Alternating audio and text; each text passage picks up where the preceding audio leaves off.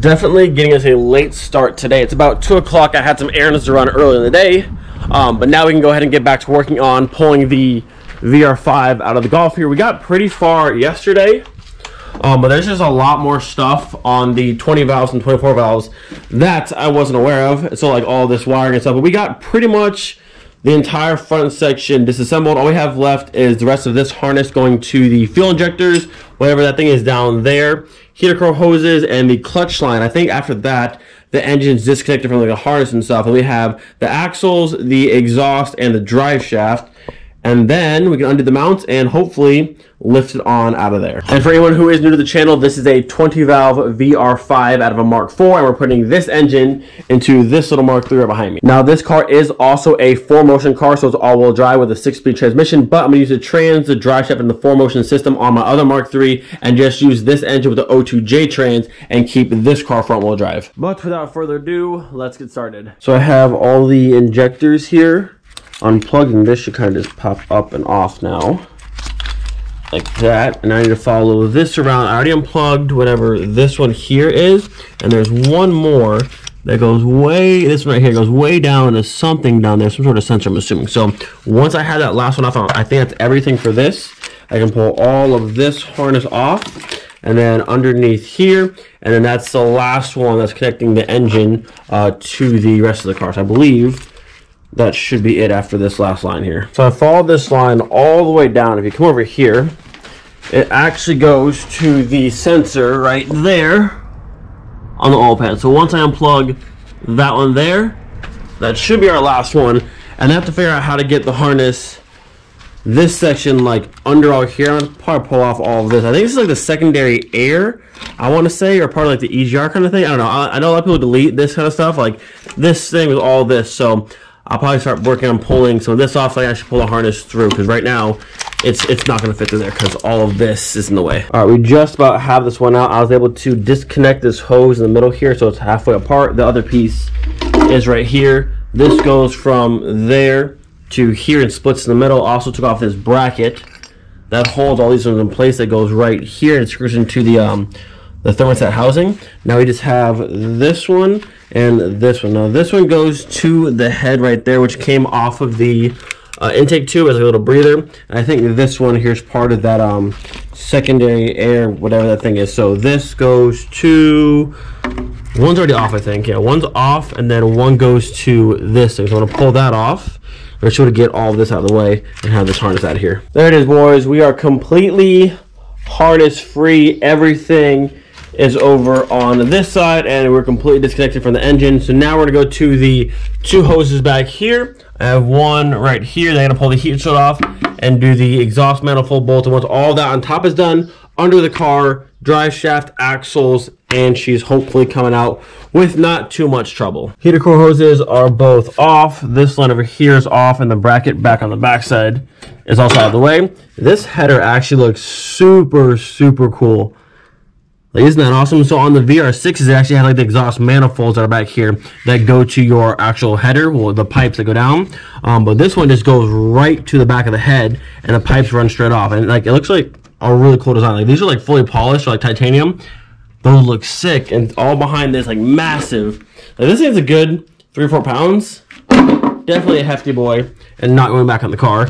These things look sick though. Once these are like heat wrapped, or if I do something else with them, those look really good. So now I have all of these bolts to get off, to undo this, and then go into the car. I gotta say, I actually really like how this exhaust manifold's set up, because normally in the VR6s, there's the 2 manifolds that bolt up and the pipes below them, and there's 3 bolts per side, and then they're like angled. These are flat to the head, where the VR6 ones are angled kind of like back. You have to like, it's kind of more of a pain. So these are way more accessible. So I'm hoping with my big breaker bar here, they pop free. Oh, wow, I pushed way harder than I needed to. That was actually really easy. You getting it? Oh, that's nice. Oh, that's super nice. I appreciate you. Oh, that's nice. I like this exhaust manifold. The bolts aren't like torqued to ungodly specs. They're all breaking free, no problem. This is good. This is good stuff. I like when this kind of stuff happens. Well done, Volkswagen. I don't know. I mean, there's a lot of dumb stuff on this engine, for sure.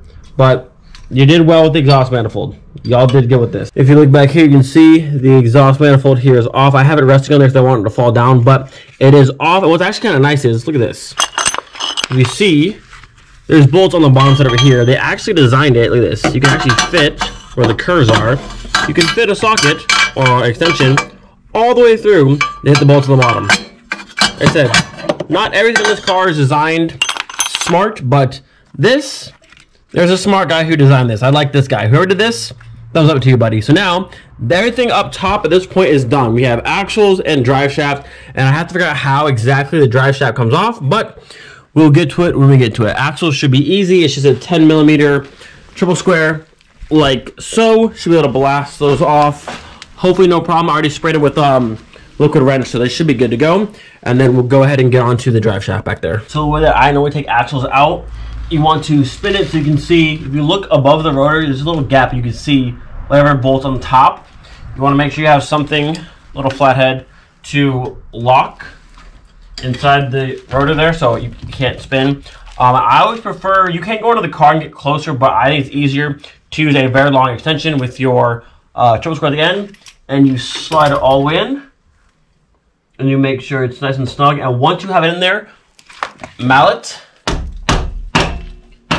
make sure it's completely seated as far as possible, because sometimes if you try and go, it'll start to slip and it's no fun. Now, I do have my impact gun here, but I always break them free with the breaker bar first, because you can kind of feel a lot better with this. If you blast it, it's not in there, and you strip it out, you're gonna have a horrible time. So I've already hammered it in. I push forward and kind of bring my weight down and slowly push down until it breaks free. And now that I've got it free, I pull this off. And now we can use this. I already know it's broken free. I can't strip it now. And then simply, now it's off. Pull this back out. Oh, that pulled the whole bolt out, but either way, there it is. Now remove your flathead you're using, spin it to your next one. It's a pretty easy process. Like I said, I like using the extension because I have a lot more room to work from out here versus being under the car. Just take your time, make sure whatever you're using is seated fully, because you definitely do not want to strip your axle bolts out, because that would absolutely suck.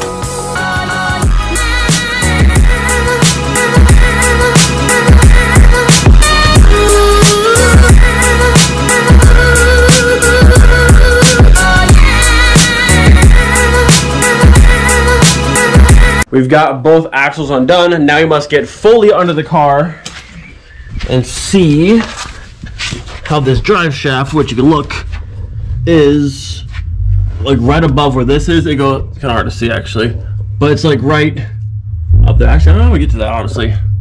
It's like right in there. If you look, I hear R32 as well. It's like right there. I think it's just those like 8 or 9 bolts around it, I think. I'm gonna watch a video real fast to make sure it does properly, don't break anything. And then, once the drive shaft is disconnected, we can pull it out of there. So I couldn't find any videos on YouTube of anyone taking off the drive shaft from the all-wheel drive, the 4Motion system. But looking down at it, it looks like I can need to take, it's kind of hard to see. I'll move you down there, blocking the light here. Okay, so it looks like there's these ones that are here.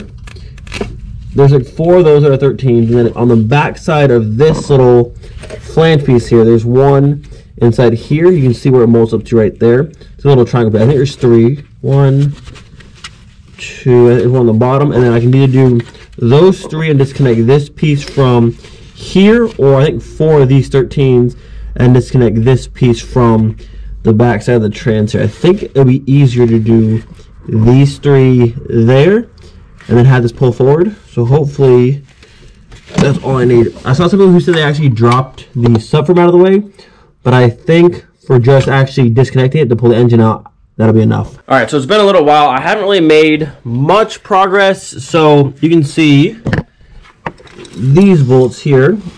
I was trying to pull these ones out that hold this little like flange bushing piece into the front diff here, but with this piece on, it's not far enough back, so the bolts won't go all the way out.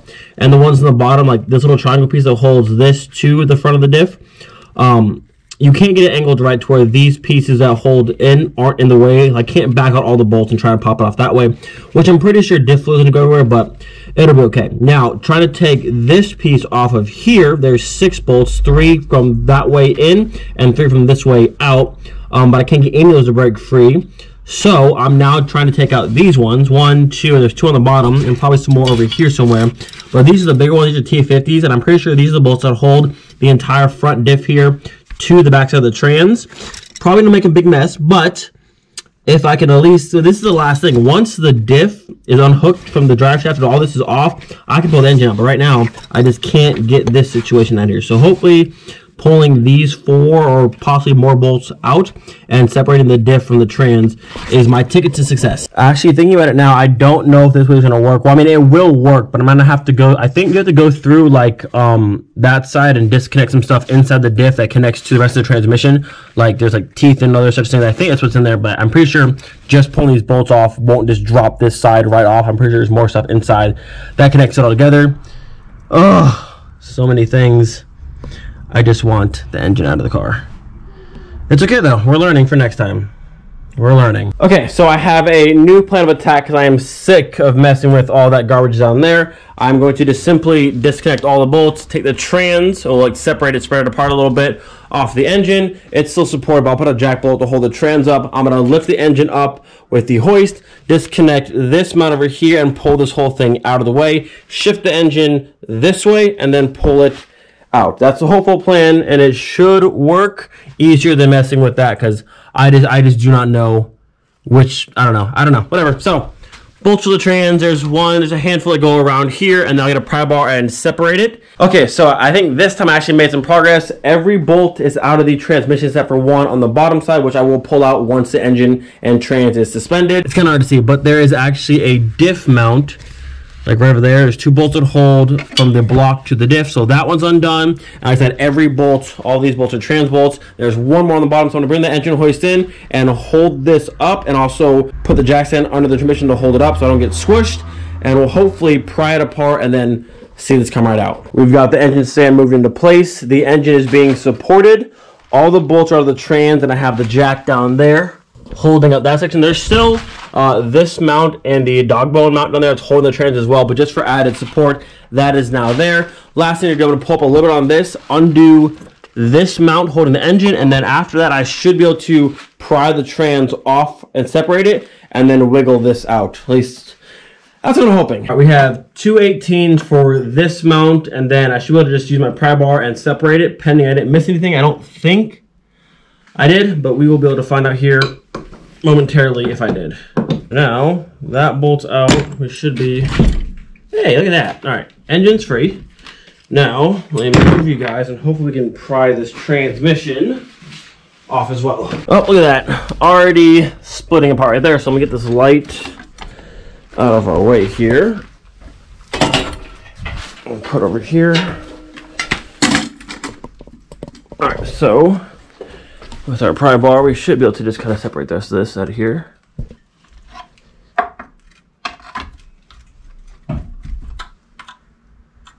Hoping that's all of it. I don't think I missed any bolts, I don't think. I'll just double check in the back side here.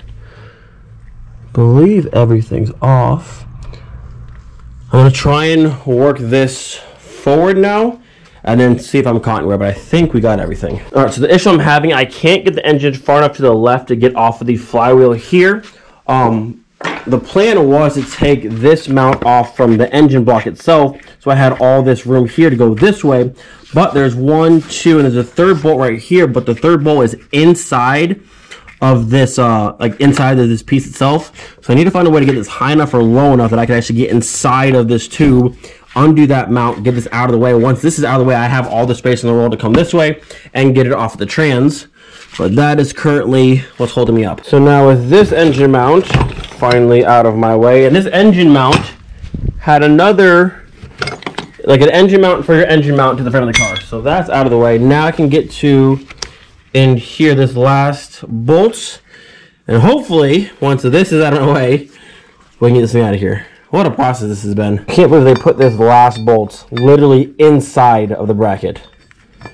They said, yeah, we'll give them 2 on the outside, and then the last one, oh no. I want to make them work for the last one. All right, so this should just... Bye. Okay, now Look at all this wonderful room we have to work. Now I should be able to shift it this way and get it out of the car. Please get out of the car.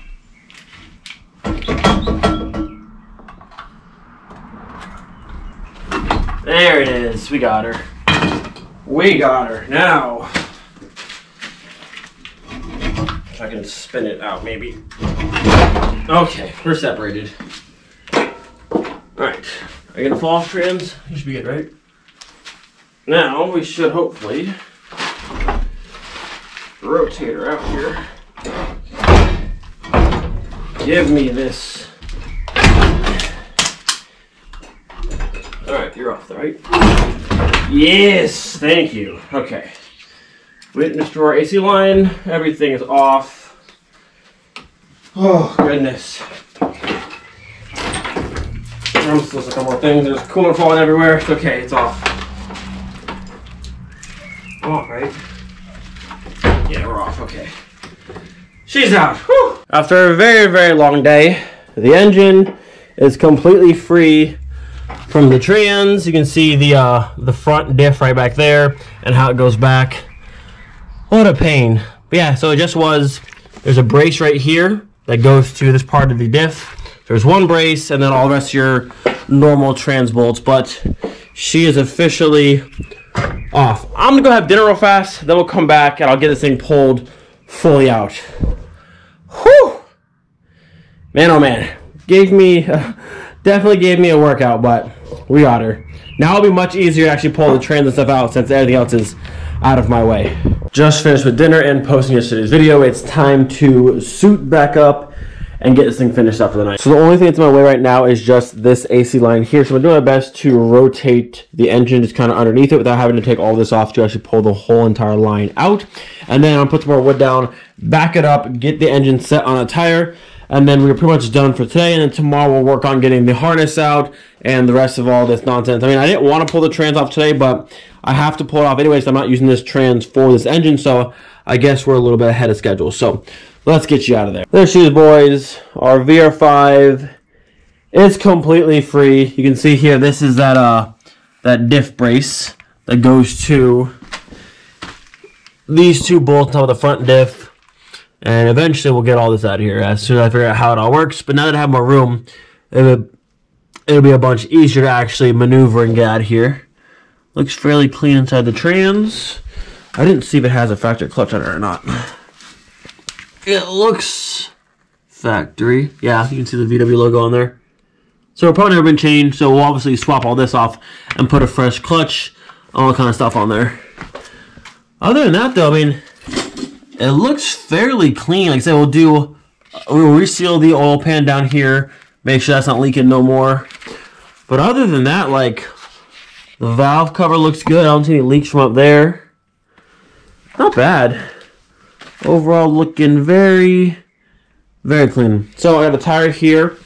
This, I'm just gonna put the engine probably like right here for now, and then once I have the engine stand and mount for the VR5 from Fabless, which should be shipping out probably tomorrow, I would say.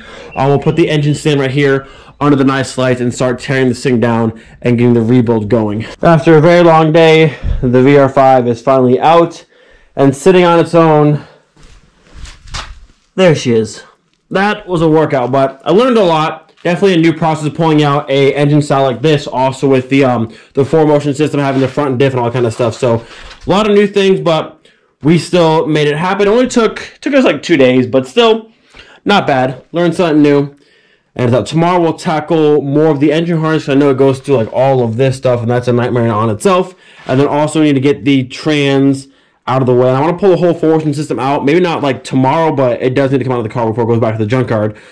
So we'll continue with that later on with this week. I'm so glad I won't have to use these mounts anymore. Like, these mounts to me, like, they just look kind of ugly. I'm so glad we're going to the Mark III style mounts when it goes into that car. It's going to look way, way better. All this side will be clean. This side over here will be clean. So very, very excited for that. But with that, we're done for the day. Hopefully you're excited. If you are, do leave a like on the video. It does help me out a great deal. I will see you guys tomorrow. Do not forget to be thankful for today. We'll see you guys next time. Peace.